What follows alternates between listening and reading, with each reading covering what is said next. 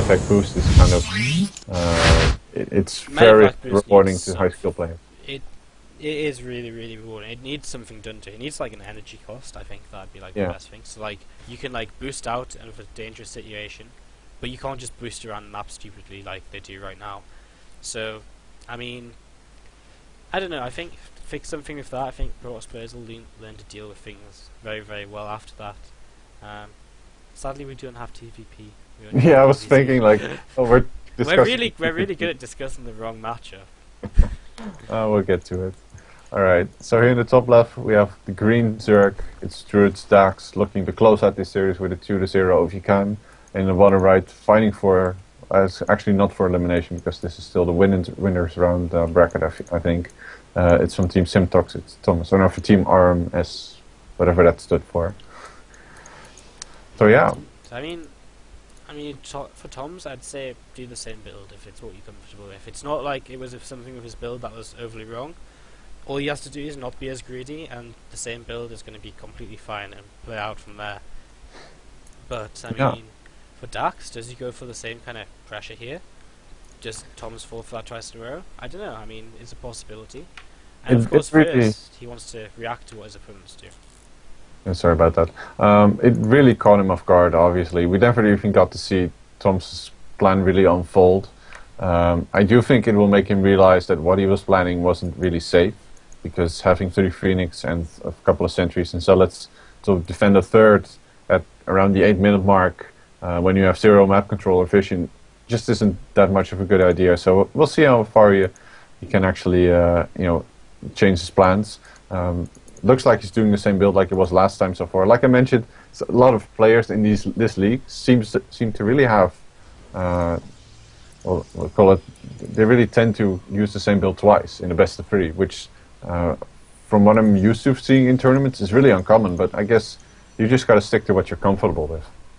Yeah, I mean this is kind of one of the first big kind of Dutch tournaments, right, and Dutch league, and these games are all very important to these guys. They want to go far, and I mean it's not very often they're going to be able to compete like this, so they want to kind of stick to what's safe and whatever else. And you know, while that may help a lot of people play better, it'll really separate the kind of the best of the best from the others, when the best of the best will be doing multiple builds, being very confident with that, and the others, they'll just be kind of sat around doing the same builds again, and doing them to a high level and playing very well, but becoming maybe a bit too predictable, as we see Daax doing the exact same as last game as well, just the same kind of response, which is kind of okay as a Zerg player. I mean, you respond to what your opponent does, that's completely fine right now, as he just comes up to take the tower.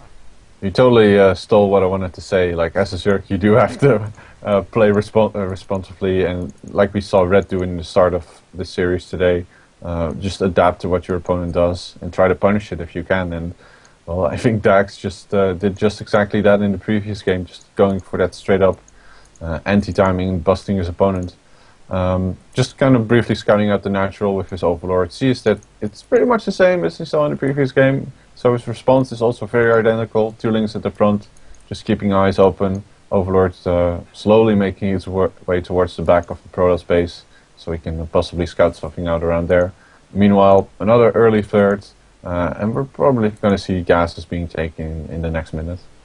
Yeah, just now actually the gas is being taken for Zerg player at the natural, and again taking a third gas as well. Very, very early here, 5:45 is very, very early. That's not the usual kind of, oh, okay, I'm going to make some roaches kind of thing. So, interested to see what Daax really does. I'm pretty sure that's a lot earlier than he went for gas in that last game.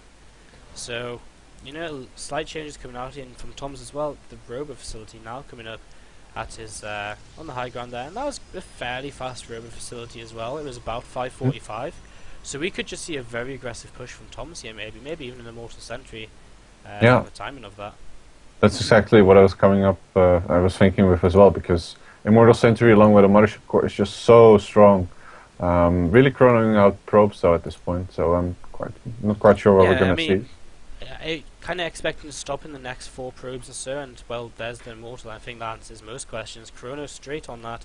So Tom's definitely looking to go for some kind of Immortal Sentry push here, and the first Immortal is on the way out now, and well, it's up to Daax now. Again, he's the Zerg, he has to respond to this. He has to say, right, okay, I need to do this and this and this. be able to hold. But of course, first he needs to know it's coming, and that's going to be a difficult bit for him right now as a few roaches start to come up. I was going to say, he's probably going to do the exact same thing, because he was making 5 overlords at the same time, which really indicates you want to make a lot of units straight after that as a Zerg. However, I think the defense from Thoms at this point is going to be so much better. He still has a stalk around on the map, so if those roaches run around to go, you will see it coming. And Immortals and Sentries are just, well, the perfect units which you want to have to defend this at this stage of the game. I mean, obviously Colossi would be better, but hey, can't have it all, you know? Yeah, definitely, and this stalk is actually just falling back right now. And, well, look at all these units. Here they come across the map, and we'll have to see if Thoms has enough. He's added on his extra gateways now. They're starting to finish her. So we'll see if he's going to have enough here to hold on against Daax units round 2. I'm keeping my eye on Thoms' vision, because I want to see if he sees this coming. I mean, he's looking to go for this Immortal Sentry all-in, which is going to be great defensively. But he really wants to stuff. Okay, there they come. Oh, it's going to force field. Lings. Oh, the Lings get straight in. What is this? This is not what we really expect to see at all. These roaches are going to be able to do so much more damage than they really should be able to. And already we see the cannon going down. The sentries taken down to pretty low health. 1 force field remains, and that means these Immortals are going to be in a lot of trouble here. Oh, Thoms is in a lot of trouble. Can these 3 Immortals deal the damage? I think they might just be able to clean it up, but Lings are streaming across the map, and that's what Immortals are not good against. Daax might just win this straight up here right now as Immortal number 2 falls. I don't know, Kev. It's like this warping of Zealots is pretty tight, but this Immortal gets completely surrounded with Lings. And I really think that's actually going to be the death blow of the defense of the Protoss at this point. Any warping that he sends in will probably swiftly be killed off. And there we go. GG by Thoms. Wow. Not exactly exact repeat of the same game, but, you know, same builds. Same builds, man. More or less. Well, same build from Daax, and yeah, as you said, these guys, they like to do the same stuff, and they like to win 2-0 with it. So there we go.